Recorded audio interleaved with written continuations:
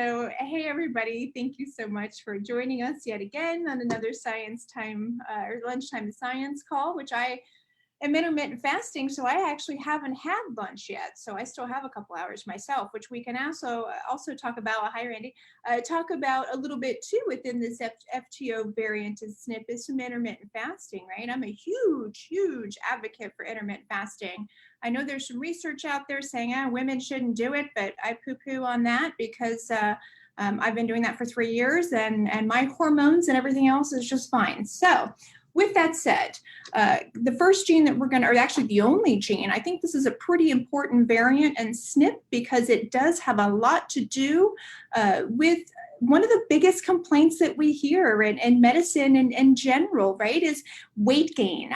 I'm gaining weight. I can't lose weight. It's not that I can't gain weight, although we hear that as well. The majority of the problem is I can't lose it. I have a really hard time. I have tried everything. Who here has heard or has said it themselves? I've done everything. I am eating the way that I'm supposed to. I'm exercising constantly. Yeah, we're human and that happens. We do have our cheat days and that's perfectly okay.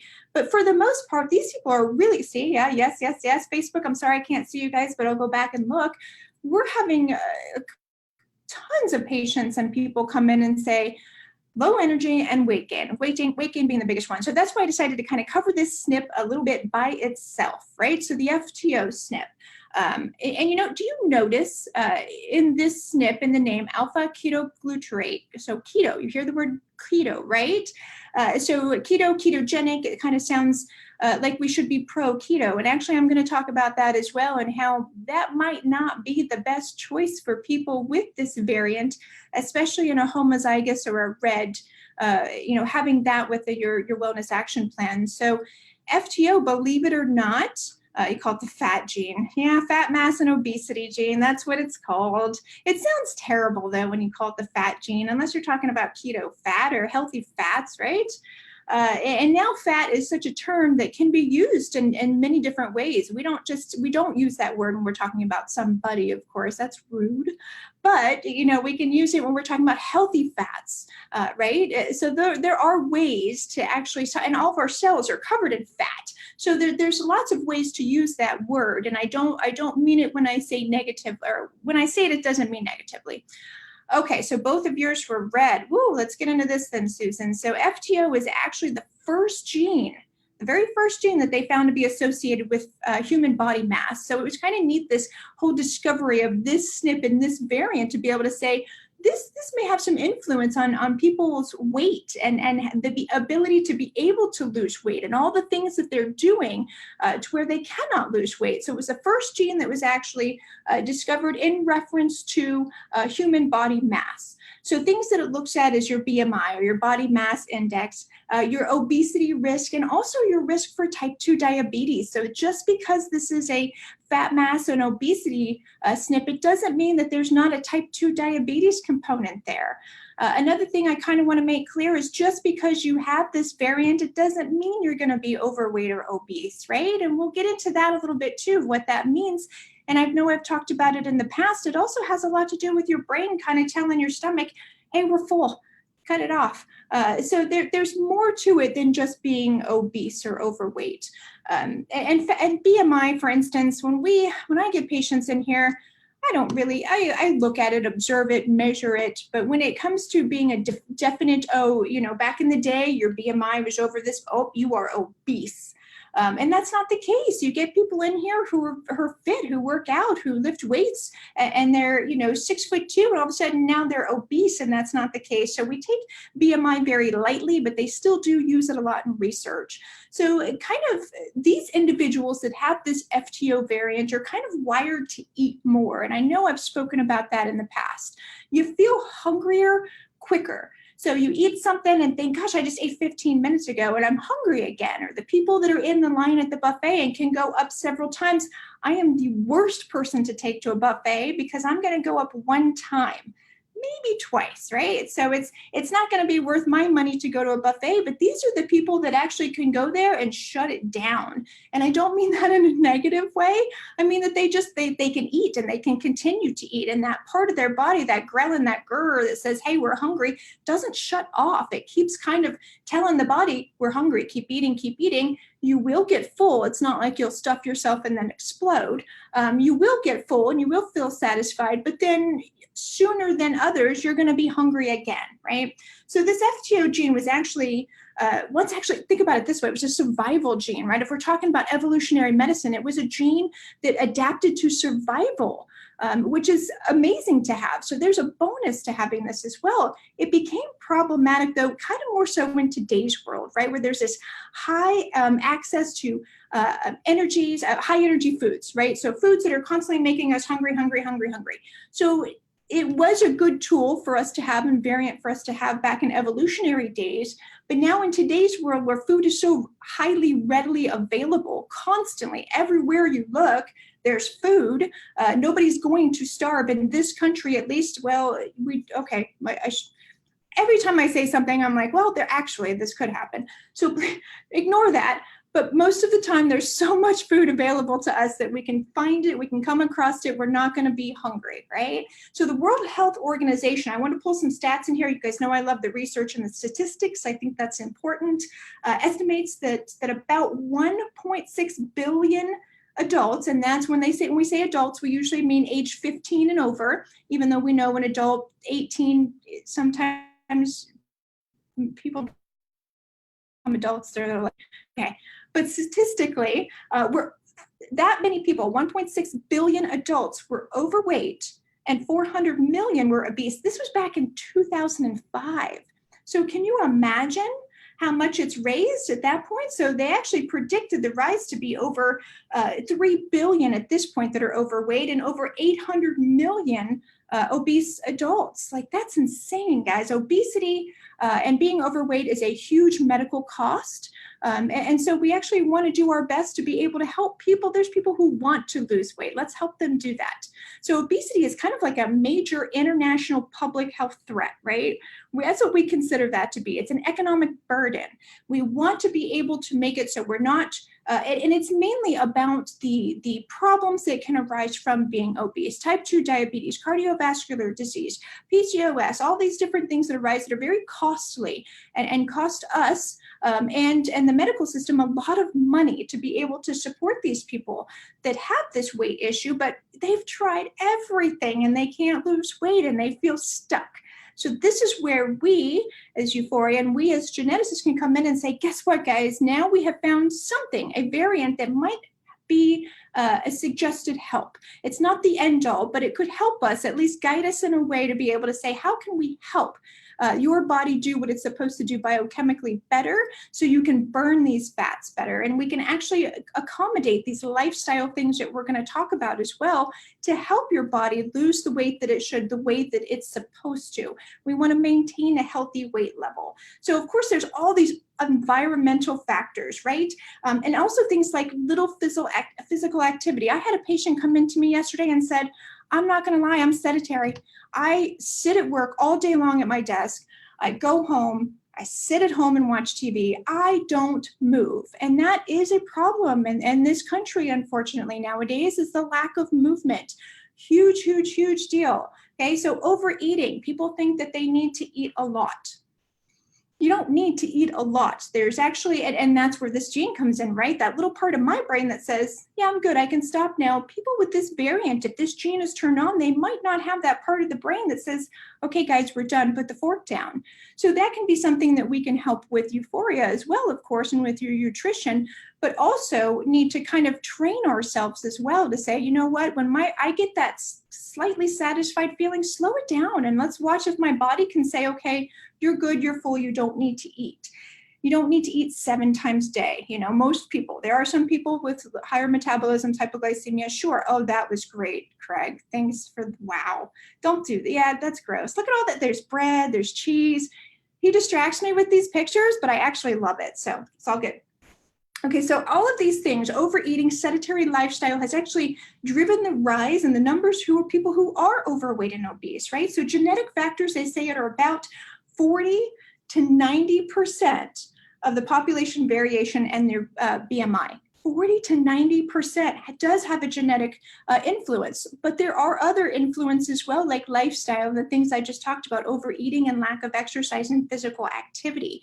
So it's kind of hope that if we say, okay, let's identify these genetic factors and these underlying predispositions for obesity, that, and hopefully we can help contribute to the decrease in weight, the decrease in numbers and statistics when it comes to obesity, and also understand the biology of this energy balance and food and biochemistry and how our body works, so that we can look at these pathways and say, how are we going to therapeutically intervene? And that's what we get to do with Euphoria, which is way cool with this FTO variant.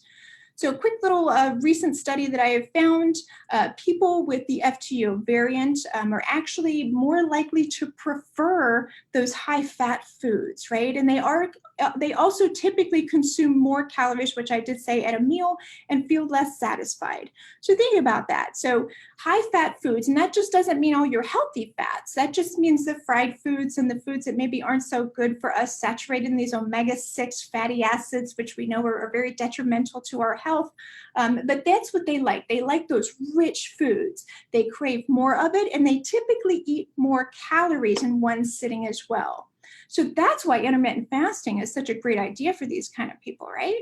So they actually did an experiment where they hooked these, and I think I talked about this before, but I love this. They hooked these people up to a brain scan and showed them various images of foods. So when they showed these fatty foods, French fries, and things like that, people with this FTO risk variant actually had more activity in certain parts of their brain. So it actually suggested that they were more drawn to these types of food than somebody without this risk variant. So we have seen in research and in clinical data that this is an issue. Of course, you're more drawn to, man, I could really go for some French fries right about now. You'll never hear that out of my mouth. And if you do, make sure I'm okay, something's wrong.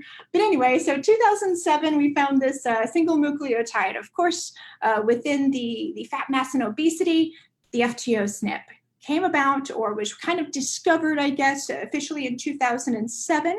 And of course, like I said, became the first one to be noted in human body mass index. So it's been just that recent, guys. Genetics is new and innovating, and we're constantly discovering new things, which is really great to hear. So about 37%, so there's two risk variants that we look at here, right? And I know Craig has brought them both up for me. So we have the 980 that ends in that, and we also have the other version, which is the 609, I believe. Correct me if I'm wrong. So about 37% of the population have the risk variant for the 980, the one that was up. And about 34% of the population have the FTO of the 609, the one that is up currently. So that's a pretty significant amount. Yes, it's under 50%, but I see it quite often even in practice. So what does this mean, right? So take a step back, think about it. Losing weight is a huge and real challenge for millions and millions of people. I hear it every single day. And it just, I just want to help people, of course, and oh, just take phentermine, these doctors say, or do you just need to exercise more, or just eat less calories, and HCG and all these diets, and this is going to help. None of these things are sustainable. We're not getting to the root cause, and that's what we get to do by looking at some of these genetic variants and also taking lifestyle into consideration. We need to get to the root cause of why these people are having issues with being able to lose weight. So keeping the weight off, as we know, is also extremely hard, right? I lost the weight. Now, how am I going to sustain this and actually keep this weight off? So that can be hard to do for people. So studies are actually showing now the reason, or the most common reasons for people to regain weight after they've lost some, is because now, here we go. They busted their butts, they got out there, they worked out, they did really well on their lifestyle and nutrition, they've been being very proactive, they get to that weight and they're like, sweet, I found my sweet spot, I'm good, now I can start dabbling into this. I can decrease, my physical activity time. I need a vacation, time for more leisure time, right? Decrease their dietary restraints. And I don't like the word restraint, so let me rephrase that. decrease that healthy lifestyle of nutrition that they've started to implement in their daily life. We don't like the word restriction or restraint. Nobody feels good when you tell them you have to restrain them or you have to restrict them on something, right? We want to talk about things that we can do. So they also start reducing the amount of self-weighing. And I don't necessarily think that getting on the scale, although I'm guilty of it, I do it every day, getting on the scale constantly is a good thing. It does mess with our minds, but it is good to know the baseline and check it every once in a while. We are going to fluctuate, especially us women, with water weight and other things. So we are going to fluctuate a little bit, but we want to avoid those big fluctuations either way, because both up or down could be bad. We want to sustain it. So when people say, I want to lose 50 pounds in 1 month, that is not sustainable, right? So we want to do it in a low and slow way so we can keep it off. So that way we can sustain it and maintain that healthy weight that is whatever is good for us. I think numbers are irrelevant here with that scale. I really do. I feel like it's what we feel good in our clothing and how we feel good as human beings is what's most important. So, gosh, it's already 12:17. You gotta be kidding me. All right, let's keep going. Other things that happen where people regain weight is increase in percentage of now they start taking in more fat. So they're eating more fats, more chocolate cakes, more French fries. I can splurge now. This is awesome, right? Menopausal women, that's a totally different topic. Hormones do play a role in that, Susan, but this SNP and this variant also plays a huge role in it as well. Menopausal women is different. We have to look at hormones and such. I'm sorry, guys, I diverse, but that will come up again. So we'll talk about that. Also kind of getting to the point where you have those decreased ability to be able to control our impulses, right? So we get this impulsive risk, feeling of just, you know what, I have had a rough week. I deserve this carrot cake. Yes, I love carrot cake. I deserve this carrot cake, right? So I'm going to start having it. And then the next day I deserve it again. And then the next day I deserve some pasta. And then we just kind of get off of that.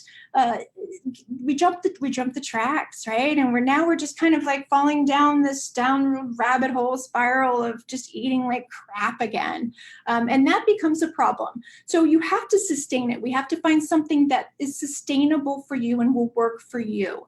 Okay, so that it makes sense, right? We want to make sure we have something that we can do, it works with our lifestyle and stuff that we like to eat, not just say, you need to go home and eat bananas all day, every day. And you go, but I don't like bananas. Well, tough, go home and eat bananas. You're not going to do it. So we need to make sure that it's sustainable for everybody. Also need to make sure that if you are less active, you are a little bit more cautious about what you're eating and the calories that you're taking in, okay? So some people have to not be very active because of pain or restrictions that they have because of their health, right? Or because, that they do work inside all day long. I always tell people, set your clock if you can or your timer for an hour, get up and move. I don't care what you do. I used to do wall squats, get a yoga bouncy ball, get the standing desks or the bicycle desk, but move. Get that blood flow going. That's a good thing. We need to move. We also need to kind of make sure that we are not just, we're allowed to splurge, right? We're human. So please do splurge. Please do enjoy it. But physical activity, yes, that's a good one. We also want to talk more and more about physical activity because I've heard many patients come in and say, my doctor said if I just exercise more, I'll lose the weight and I'll be fine. Well, no, yeah, that's part of the equation, but it's like this much part of the equation, right? So we want to make sure that we can exercise in a very healthy way. In moderation, weight training. I think women in general, of course, men, lift some weights to your comfort, of course, as well. Don't overdo it. Lift some weights and do some high intensity interval training. And that will also help as well with kind of just keeping this genetic variant at bay. So I digress. Sorry, guys. Some of the things that we want to make sure, of course, is some of these male carriers, right? So the men that have this variant that showed more vigorous activity, right? They seem to do pretty good, actually. So food constraint or food restriction, oh gosh, I hate that word. I just said it again. Making sure we're not eating too much in time frames and such. I'm sorry, so my office manager just walked in and she just completely distracted me. Making sure that we eat the right foods in the right amount and we're exercising in the right amount as well. We've talked about this a million times. Moderation, guys, 30 minutes a day, sometimes more. I work out for an hour and that's fine too, but I don't need to be there 7 days a week. That's not possible to do for everybody, and it's not healthy because your body doesn't recover. So some of the things that we want to do in order to maintain a healthy body composition and also help with this is eat more. So I pulled this thing up and I'm reading it now and I don't like what it says. So I'm going to create my own. You ready for this? So some of the things we need to do. Intermittent fasting. Has anybody ever heard of, tried intermittent fasting? Some people, it's maybe not for everybody, but it is good for a large part of the population. Most people do very well on it. It's just the mental part we have to get through. So I always tell people and patients, start low and slow, right? So 12 hours a day, give yourself a eating window, right? You want to make sure that you can eat 12 hours per day. Mine is down to 6. I'm down to a 6-hour eating window. Is that all the time? No. If I want to splurge, do I? Absolutely. But giving yourself, starting out with a 12-hour window per day. So say that you wake up at 6 a.m. and you eat breakfast at 7, you're done eating dinner by 7 o'clock. That's not late, guys. That's not bad. It's easy to do a 12-hour, and it allows your body to rest, digest, and get into kind of a fat burning mode, like we say with ketosis. Because people with this variant are not going to do so well on a ketogenic diet, especially when you're a homozygous or your variant is red.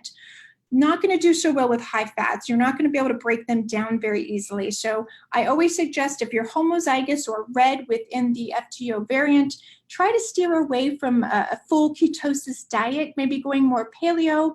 If somebody here is vegan or vegetarian, that's fine. It's not my favorite lifestyle, but I understand. If you have a yellow or a green or heterozygous or wild type within this variant, you can add a little bit more fats and digest and use them better than you can if you had a red in this. So everybody wants to get so concerned about this, that the keto is the rage, and it is a very healthy thing, but it's not eating 200 grams of fat per day. That's really tough to do. But intermittent fasting is a wonderful way to actually calorie restrict without saying you're calorie restricting, right? So you're eating, not spreading it out as far. So intermittent fasting, great way to do it. Exercise, of course, another great way to implement being able to help control this variant. I'm just realizing what time I have. Of course, sleep. Sleep's really important, right? If we don't get enough sleep, we're not gonna feel so well. We're not gonna do so well. We're not gonna recover. Our bodies don't feel good. Our brains don't feel good. Our mood, we're cranky or irritable, we're hangry at that point, and we just kind of don't care as much. So adequate sleep, that differs for everybody. Of course, 7 to 8 hours is what's recommended. Some people do great off 5 to 6. That's me. Other people need 8 to 9, and that's okay. So getting quality sleep is what matters. Water, drinking enough H2O, right? Half of your weight in ounces. That sounds impossible. Constantly carry something with you. Please don't drink out of plastic, guys. We talked about this in detoxification. Drink out of stainless steel or glass if possible. Half of your weight in ounces of water every single day. If you need to squirt a lemon or lime in there or something to give it, or cucumbers, put cucumbers in there to give it some flavor for less boredom, go right ahead, whatever it takes. Half your weight in ounces. So another thing I kind of want to get into, since I have a little bit of time and not much, is oils. This is a huge thing. Omega-6 fatty acids are one of the biggest cause of disease in our country, unfortunately, and do not help this variant. So all these saturated, polysaturated, these PUFAs and all these unhealthy oils that they're using in fast foods and restaurants to try to, they need cheap oil to be able to maintain and feed all of us, right? Don't go to fast food. That's how I look at it. But if you have to, make healthier choices. So some of the oils that I always recommend to patients, because I think this is a big deal, making sure we're getting away from these these vegetable oils and canola oils and grapeseed oils and palm oils and soybean oils and corn oil and peanut oil, safflower oil, cottonseed oil. Those are all bad. They increase our omega-6. The omega-6 to omega-3 conversion is about 1%, so it's very low. Sesame oil Darcy, is considered to be good. There are a lot of sesame allergies and intolerances, so I always tell people just to make sure you can tolerate it. But I do see sesame very high up on food allergies and intolerances. So coconut oil, that's right. So we're about ready to talk about that. So here's some of the healthiest fats and oils, right? Obviously, they have to go through some intense processing before they even make it to your kitchen. So we want to make sure that we understand what the smoke points are. And that means how much heat they can actually take before they start to change their composition. And then they don't, they become either toxic or they're ineffective at that point. So oils that are best, especially for cooking, one of my favorites, MCT oil. MCT comes from coconut. It's more highly concentrated. MCT oil happens to be one of the very best for cooking. Its smoke point is 320 degrees Fahrenheit. Everything I'm talking about is in Fahrenheit. So 320 degrees. So you can heat it up pretty warm, but not too hot, of course. Coconut oil, of course, being another one. Lemon okay in your water, absolutely. Coconut oil is great. It does have a very low smoke point kind of as well. MCT oil is 320. Coconut oil is actually 350 degrees. Okay, so, but it does make it better for kind of those lower heating. Coconut oil pairs really great with things like seafood, and is also used in a lot of those Southeast Asian recipes and such as well. We can use it with baking. We can take out all those canola oils and substitute with coconut oil, of course. So you can still have a healthy treat just to use different and better oils in this. Olive oil, right?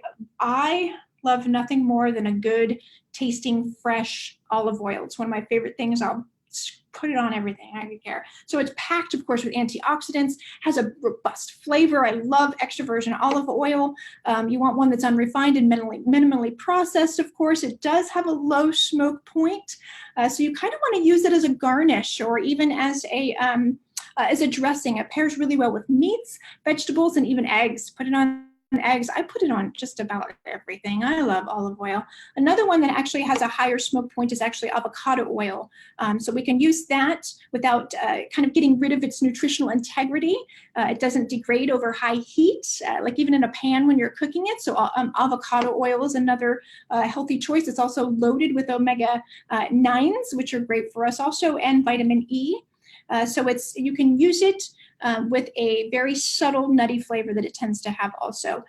Butter, grass-fed butter. I have 1 minute left, Craig. I'm going to try my best, but I got to get this out. I love grass-fed butter, Kerrygold, anything like that. Butter we can use as an oil. A little bit goes a long way. It's a great source of vitamin A, vitamin D, vitamin E, CLA, which is really good for CLA we use for belly fat, right? So conjugated linoleic acid is what that means. It has a great anti-cancer effect and properties as well. It's preferred a lot with a lot of people. Who doesn't love butter? Also, there it is. That's my favorite. Except for the unsalted one. That one's salted. So the silver one. Butter does have a low smoke point though, so 302 degrees Fahrenheit, I believe. So it's best for kind of that low heat cooking, or just put it in your coffee, right? Put it in your coffee, put it in your whatever, just put it in there. That's my noise I make when I do it. Another one, my last one is ghee, right? So ghee is actually clarified butter. It does have a high smoke point as well, so you can use ghee when it comes to cooking on the stove top is what that means. Try using, of course, organic, grass-fed ghee, and you can put it with all your high cooking needs, and it actually has a great taste to it as well. So my two favorites on that are three, actually. Coconut oil. I also love butter. I love butter. And I actually really like MCT oil. Just be really cautious not to use too much. Guys, I know that my time is up, and I'm so sorry. I have so much I want to talk about with this, but oils are a big component when it comes to this variant and this SNP. So try using more healthy oils. Takeaway would be, if you do have the red in this gene, try staying away from ketogenic diet. If you are yellow or green, you can incorporate some more fats. If you are red, it doesn't mean you can't use oils, and these oils that I spoke about specifically, absolutely use those. increase your exercise, but in moderation, lots of water, appropriate sleep. And there are other components, lifestyle, stress, hormones, other things that are absolutely involved in this. But taking your euphoria and understanding where your nutritional pathways are, especially within this variant, will help and guide us a lot with knowing and understanding how you need to lose weight and what we can recommend for you. I'm so sorry I went over. Next week, I get to talk about my favorite topic. There's 2 SNPs left, and guess what they're about? Mitochondria. So we're going to talk about how to kick more ass with better mitochondria. So thank you. I'm sorry I went over. Craig, I'm going to let you take over from here. Again, remember, genetics is not